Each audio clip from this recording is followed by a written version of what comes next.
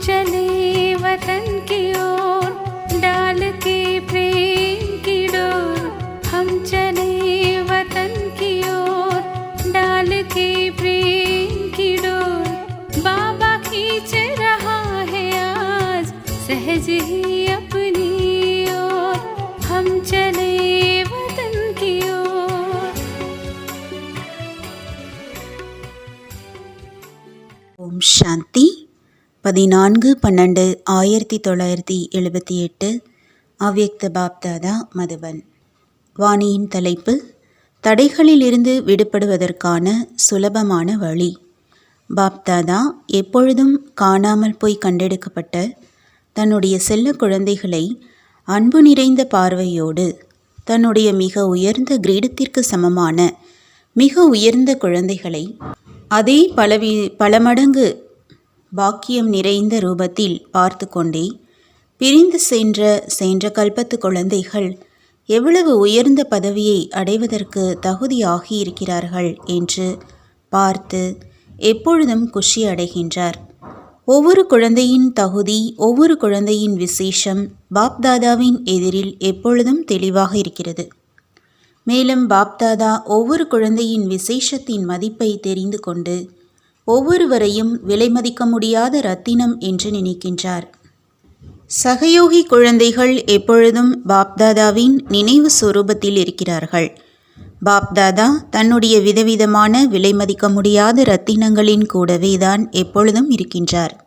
அந்த மாதிரி விலை மதிக்க முடியாத ரத்தினம் யாரை தந்தை தன்னுடைய கழுத்தின் மாலையாக ஆக்கியிருக்கின்றார், இதய சிம்மாசனதாரியாக ஆக்கியிருக்கின்றார், கண்களின் மணிகளாக ஆக்கியிருக்கின்றார், தலையின் கிரீடமாக ஆக்கியிருக்கிறார், உலகில் தன்னுடன் சேர்த்து பூஜைக்குரியவர்களாகவும் ஆக்கியிருக்கிறார், அநேக பக்தர்களின் இஷ்ட தேவதைகளாகவும் ஆக்கியிருக்கின்றார் என்றால் அந்த மாதிரி சுய கௌரவத்தில் நீங்கள் எப்பொழுதும் நிலைத்திருக்கிறீர்களா?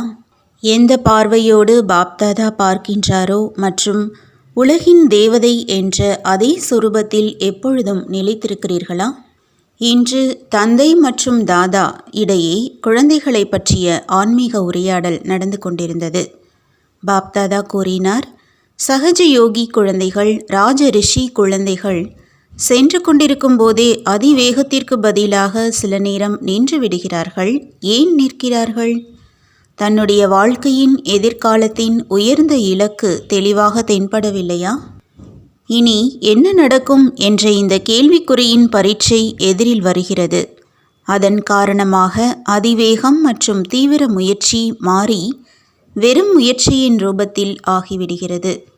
வந்திருக்கும் தடையை அகற்றுவதற்கு மற்றும் பாறையை கடந்து செல்வதற்கான தைரியம் குறைந்து விடுகிறது. எனவே சென்று கொண்டிருக்கும் போதே களைப்படைந்து விடுகிறார்கள்.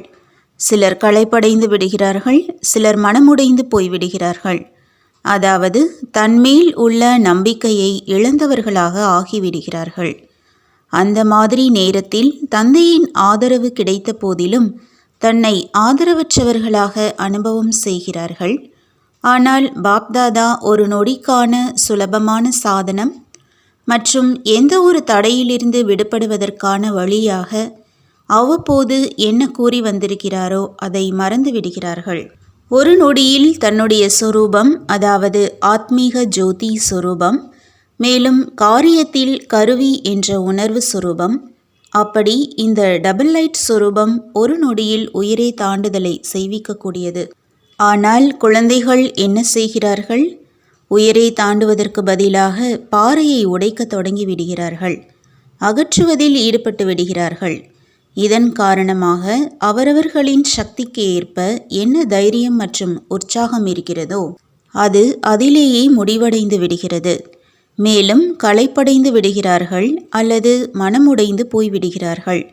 அந்த மாதிரி குழந்தைகளின் கடுமையான உழைப்பை பார்க்கின்றார் என்றால் பாப்தாதாவிற்கும் இரக்கம் வருகிறது.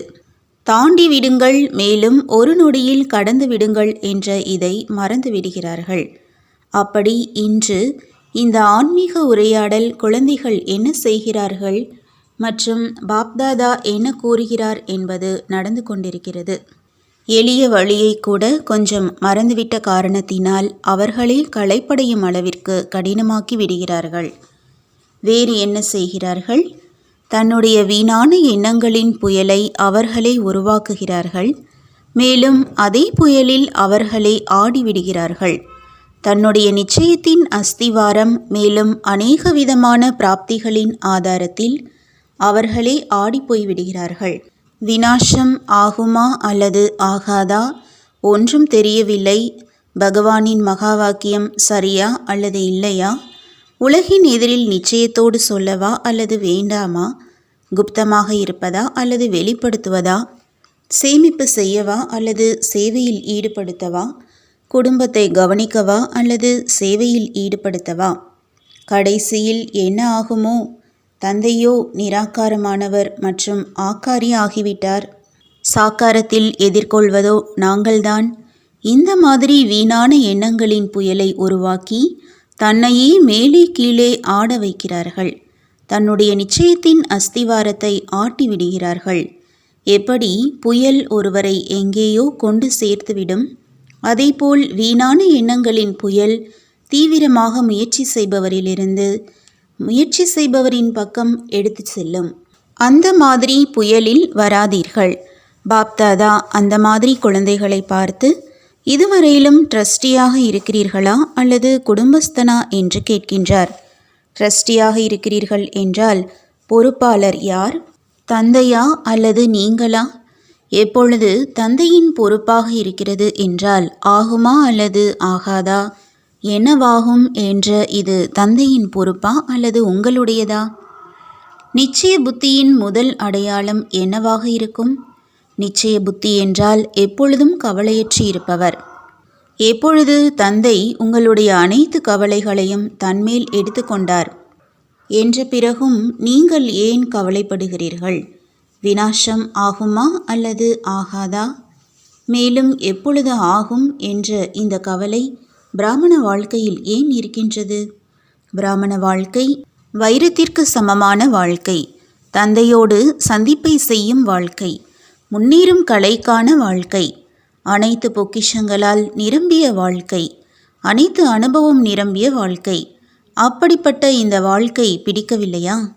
விரைவிலேயே முடிக்க விரும்புகிறீர்களா? ஏதாவது கஷ்டம் மற்றும் சிரமங்கள் இருக்கிறதா என? பக்தி மார்க்கத்தில் இந்த அதீந்திரிய சுகத்தின் வாழ்க்கையின் நாட்கள் 1 100 மடங்கு ஆகிவிட வேண்டும் என்றுதான் அழைத்தீர்கள். மேலும் இப்பொழுது களைப்படைந்து விட்டீர்களா? அந்த மாதிரி எண்ணம் வைப்பவர்கள் மேல் பாப்தாதாவிற்கு சிரிப்பு வருகிறது. அப்படி எண்ணம் வைக்கும் அளவிற்கு என்ன பிராப்தி இல்லை? எப்பொழுது நன்மையே செய்யும் தந்தை என்று கூறுகிறீர்கள் என்றால், நன்மையை பயக்கும் வாழ்க்கை என்று கூறுகிறீர்கள் என்றால், என்னென்ன பகவானின் மகா வாக்கியங்களோ அதில் அநேக விதமான நன்மை அடங்கியிருக்கின்றது. ஏன் கூறினார் மற்றும் எப்படி கூறினார் என்ற இந்த எண்ணத்தினால் நிச்சய புத்தியின் அஸ்திவாரத்தை ஏன் அசைக்கிறீர்கள்? ஒருவேளை அந்த மாதிரி சிறு சிறு புயல்களில் அஸ்திவாரம் ஆடுகிறது என்றால் மகா விநாசத்தின் மகான் புயலில் எப்படி நிலைத்து நிற்க முடியும்? இதுவோ தன்னுடைய ஒரு வீணான எண்ணங்களின் புயல் மட்டும்தான். ஆனால் மகா விநாசத்திலோ அநேக விதமான புயல்கள் நாலாபுறங்களிலும் இருக்கும். பின்பு என்ன செய்வீர்கள்? இந்த சின்னஞ்சிறு விஷயத்தில் இதற்காக நேரமும் கிடைத்திருக்கிறது, துணையும் கிடைத்திருக்கிறது, அநேக விதமான பொக்கிஷங்களும் கிடைத்து கொண்டிருக்கின்றன. பிராப்தியாகி கொண்டிருக்கும் போதே முடிவின் விருப்பத்தை ஏன் செய்கிறீர்கள்? சுகமான நாட்கள் வருகின்றன என்று பொறுமையாக இருங்கள். எப்பொழுது மற்றும் ஏன் என்ற தைரியமற்றவர்களாக ஆகாதீர்கள். தன்னுடைய வீணான எண்ணங்களின் புயலை முடிவு கட்டுங்கள். செல்வந்தன் ஆகுங்கள். சக்தி நிறைந்தவர் ஆகுங்கள். எப்பொழுதுமே நிச்சய புத்தியுடையவராக இருங்கள். நன்மையை பயக்கும் தந்தை மற்றும் நன்மையை பயக்கும் நேரத்தின் ஒவ்வொரு வினாடியின் லாபத்தை எடுத்துக்கொள்ளுங்கள். முழு கல்பத்தில் அந்த மாதிரி செல்வம் நிறைந்த பாக்கியம் நிறைந்த நாட்கள், பாக்கியத்தை உருவாக்குபவரின் தொடர்பு இருக்கும் நாட்கள் மீண்டும் வரப்போவதில்லை. விநாச நேரத்திலும் இந்த பிராப்தியின் காலத்தை நினைவு செய்வீர்கள். எனவே நாடகப்படி நன்மைக்காக நாடகத்தில் என்னென்ன காட்சிகள் நடந்து கொண்டிருக்கின்றனவோ அதை திருக்காலதரிசியாக ஆகி தைரியம் மற்றும் உற்சாகம் நிறைந்த சக்திசாலியான ஆத்மாக்களாகி நீங்களும் சக்திசாலியாக இருங்கள் மற்றும் உலகத்தையும் சக்திசாலி ஆக்குங்கள். பாறையை உடைப்பதில் காலைப்படையாதீர்கள். தன்னுடைய புயலில் ஆடாதீர்கள். உறுதியாக இருங்கள். என்ன செய்கிறீர்கள் மற்றும் என்ன செய்ய வேண்டும் புரிந்ததா?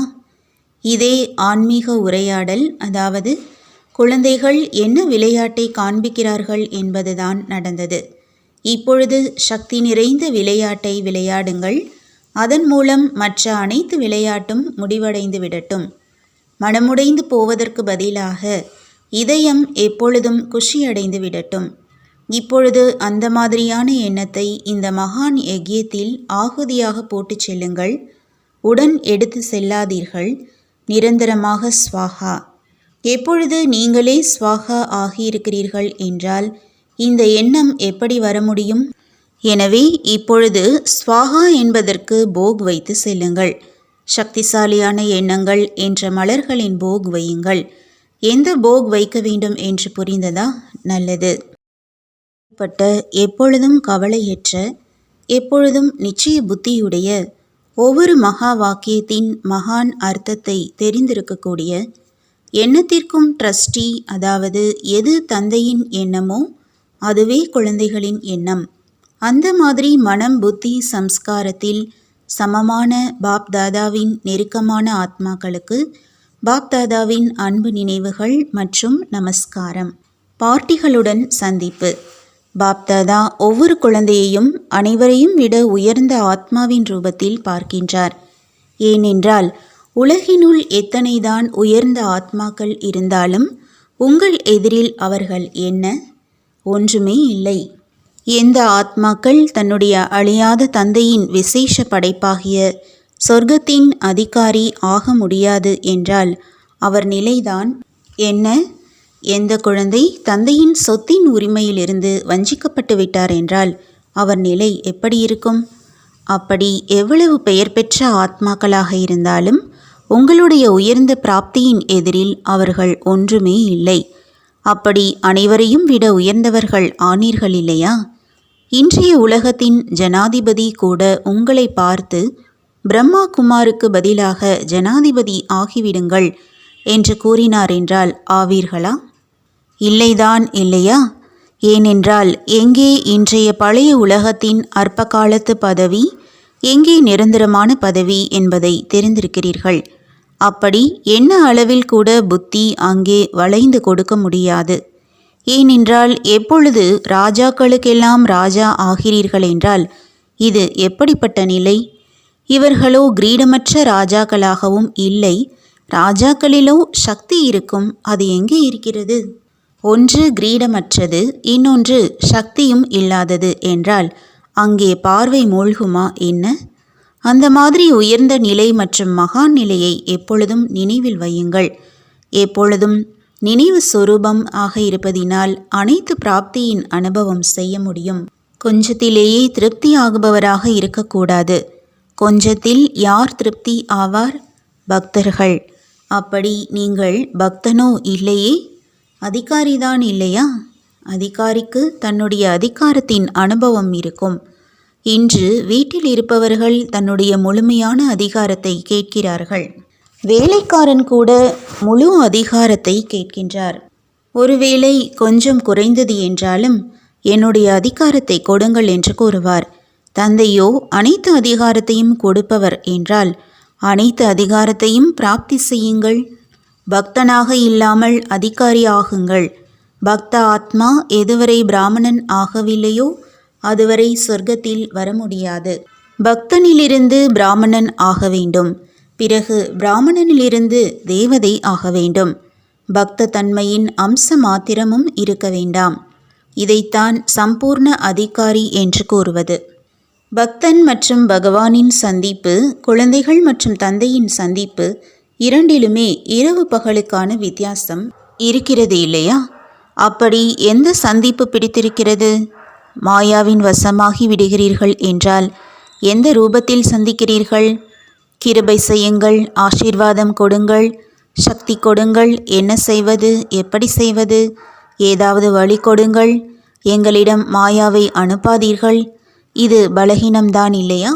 மகாவீரன் என்னிடம் எதிரிகள் வரக்கூடாது, நான் மகாவீரன் ஆவேன் என்றால் அவரை என்னவென்று கூறுவார்கள்? மகாவீரனோ எதிரியை வா வா என்று அழைப்பார். மேலும் நான் வெற்றியடைபவன் ஆவேன் என்று சொல்வார். மகாவீரன் சோதனையை பார்த்து பயப்பட மாட்டார்கள், சவால் விடுவார்கள். ஏனென்றால் 3 காலத்தையும் தெரிந்தவராக இருக்கும் காரணத்தினால் நான் ஒவ்வொரு கல்பத்திலும் வெற்றியடைபவன் என்று தெரிந்திருக்கிறார்கள். நல்லது. ராஜஸ்தான் மற்றும் இந்தூர் மண்டலத்தின் பார்ட்டிகளுடன் தனிப்பட்ட சந்திப்பு. ராஜஸ்தானுக்கு மிகுந்த வரதானம் கிடைத்திருக்கிறது. முதலில் சேவையின் சாதனம் பரிசாக ராஜஸ்தானுக்கு கிடைத்திருக்கிறது. முதல் தீர்த்த ஸ்தானமோ ராஜஸ்தான் தான் ஆகிறது இல்லையா? தந்தை மற்றும் பிரம்மா பாபா இருவரின் வரதானம் ராஜஸ்தானுக்கு இருக்கிறது. வரதானம் பலனையோ அவசியம் கொடுக்கவே கொடுக்கும்.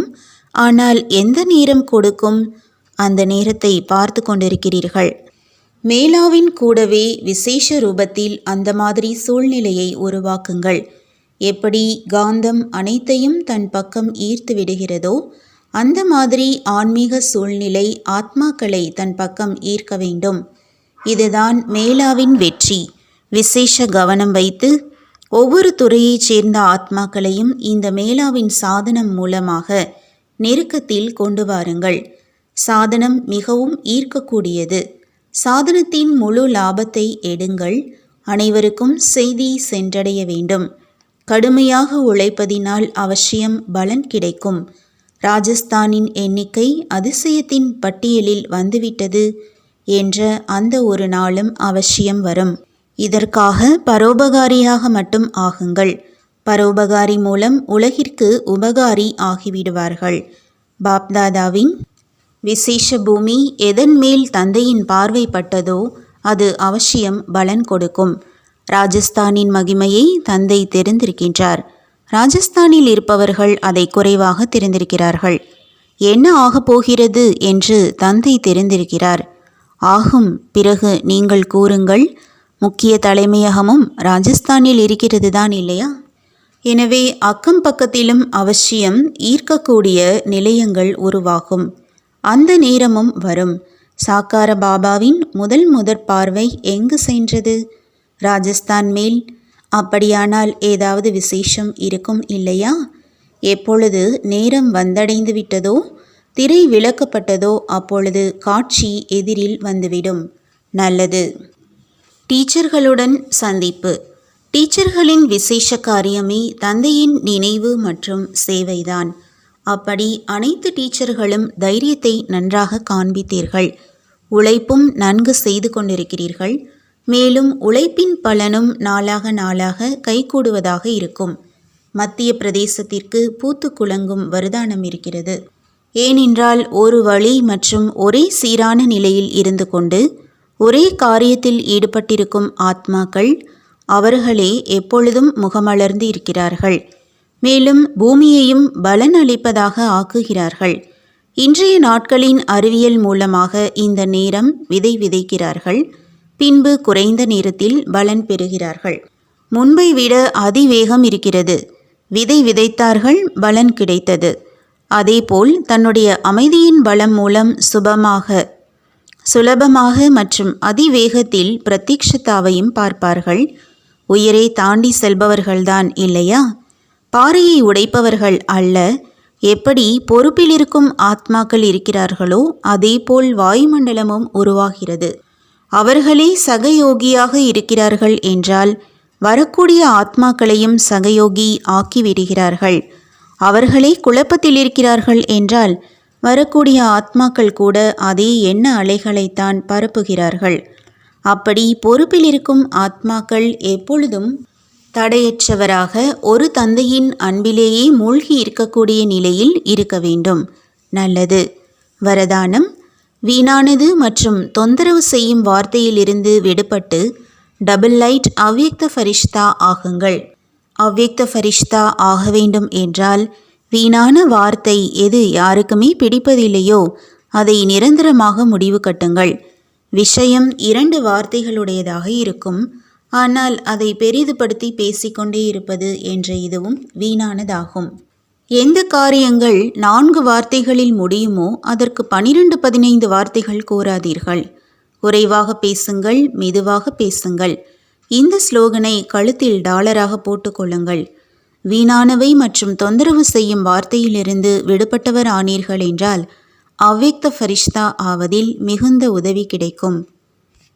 ஸ்லோகன்: யார் தன்னை பரமாத்மா அன்பிற்காக பலி ஆக்குகிறாரோ அவருக்கு வெற்றி கழுத்தின் மாலையாகி விடுகிறது. ஓம் சாந்தி. तुम बच्चों को तो सर्विस करनी है, जो बाबा कहते हैं सबको ये बताओ कि देखो तुम्हारा एम एंड ऑब्जेक्ट ये है, एक गीता है बढ़िया, ये राजयोग है ना बच्चे। कैसे है राजयोग? बिल्कुल सहज है कि बाप को याद करो तो ये वैसा मिलेगा तुमको। ओम शांति।